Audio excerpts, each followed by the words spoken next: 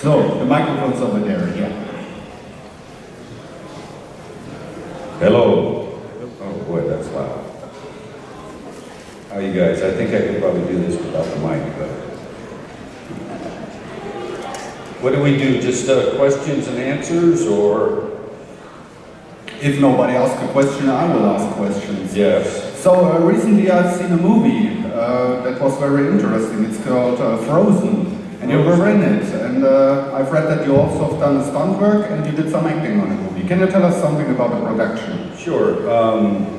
Frozen was a movie that we shot in earlier, let's see, when was it? A year ago in the winter, in the snow. It's a very good movie, very suspenseful, not a horror movie. And very cold.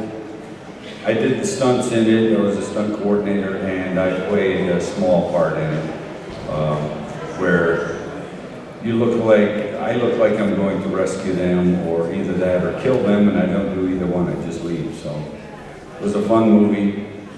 There was a lot of difficult stunts to do, especially since it was so cold. But I had worked with Adam Green on pretty much every movie he's done, including Hatchet and Hatchet 2. Did you guys see Hatchet, the first one? All right. Hatchet 2 you probably didn't see yet because it just came out in theaters. I'm not sure when the DVD release is. I think it's somewhere around January. But I think Hatchet is a really good movie, and Hatchet 2 is even better. I just think it's more exciting. I killed twice as many people, so that's always good. And so a lot of the story is explained. And there's more of Mr. Crowley. I assume you know that I played two characters in Hatchet. Victor Crowley's father in flashbacks. And this time I have a sex scene in the movie. Something I never thought I would have to do, but I did. And you see the birth of Victor Crowley and everything else, so pretty interesting. I always loved doing the Jason movies, the ones that I did, 7, 8, 9, 10. But I think the Victor Crowley movies, the Hatchet movies, are even more exciting. And I gotta sneeze now. So you have Gesundheit. Thank you. So you have a long career. How did you become a stuntman, and how was it to get the role of Jason?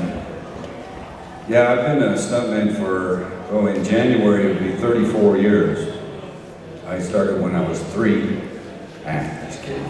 I'm 55, so 34 years of stunts. I never thought I would ever be known for anything in particular. I just wanted to be a working stunt person. And I did a movie called Prison,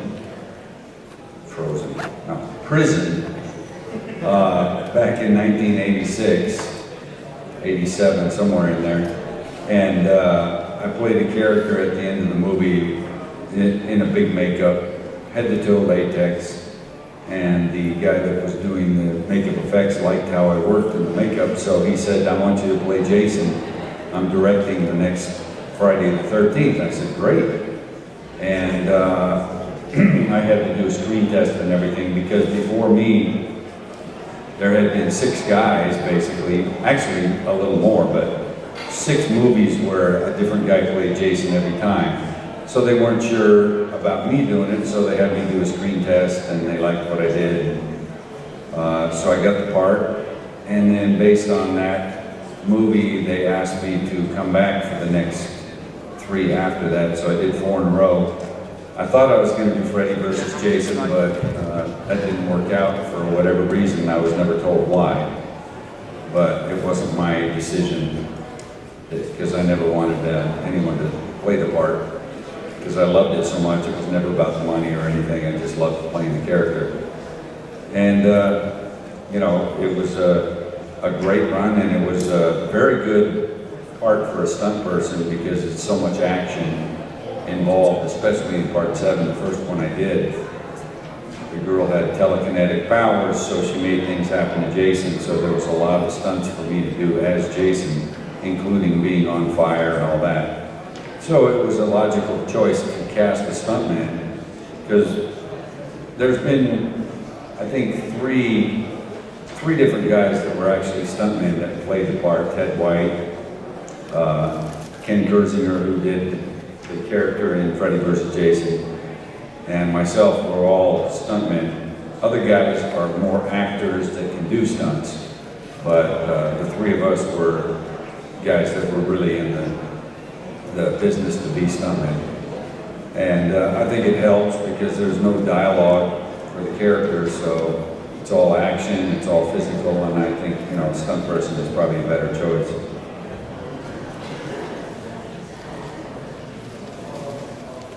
So, do you find it difficult the first time you start in front of the camera? Because when you're working on stunts, nobody actually sees your face, you only see your body on the screen or something you do. So, do you find it difficult to act in front of the camera? I mean, there was a little bit of a transition there from stunts to acting, especially when I started doing dialogue parts, which I love doing. I always wanted to do a character that talks and does some emotional stuff and things like that, but I was never really given a chance until Adam Green let me do that in the first Hatchet. I was able to do a little scene where I was crying and stuff, and people responded to that, and I started getting, you know, acting roles. Always a bad guy.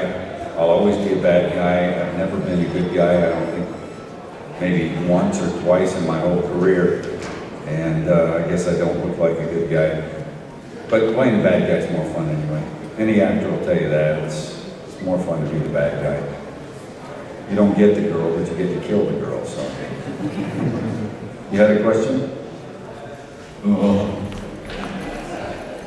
Dangerous, yeah. Which character do you prefer to play, Victor Crowley or Kane Hodder? Which one? Oh, my mistake. Yeah, actually, you are Jason. Jason Voorhees or Victor Crowley? Which one is your favorite and why? Well, I mean, there's no secret that I always loved playing Jason. I thought it was the coolest thing, just because the character was so well known. I felt it was an honor to play the character when it was already established. With Victor, it's a little different because I established the character much like Robert Englund did. He started the Freddy character, played it the whole time until he was replaced. And there is kind of a nice part of that where you establish what a character is going to be like from the very beginning. So in that respect, it was a little more fun, but, you know, because of Jason being known around the world before I ever started, I just felt it was a huge honor, because I've always been a horror fan. And I always thought, man, that's a great character, never even thinking that I would be playing it one day. So I think they're both equal. How do you get involved in projects? Does people call you? Do they call you? Is it from mouth to mouth that people say, I've got a great guy, he can do the stunt work on the movie? And do filmmakers or producers especially look for some stuntmen because they can do some things that others can't do? Yeah, at this point, people do, because I'm kind of known for horror movies. People call and ask me to do their movies. That's why I think Tom was talking about The Ghost of Sherwood that we're shooting here. A Robin Hood movie, I'm playing Little John. He's the sheriff of Nottingham, I think he was saying. I don't know if you guys were in here, but that's going to be pretty fun. We start shooting on Monday, actually. And that'll be interesting, because I've never shot a movie in Europe, so I think it's going to be a long process, because I think the bad weather is coming. We might have to wait until the spring to finish it, but it should be a lot of fun. I never pictured myself in a Robin Hood movie, but it's kind of got a horror theme to it, so it works out pretty well. And but at this point, people do call, either based on the fact that I'm known for playing a character or whatever, they want me to do the movie. Hopefully it's also because of previous performances in other movies that I've done. I don't know if you guys got the movie over here called BTK. Does that sound familiar?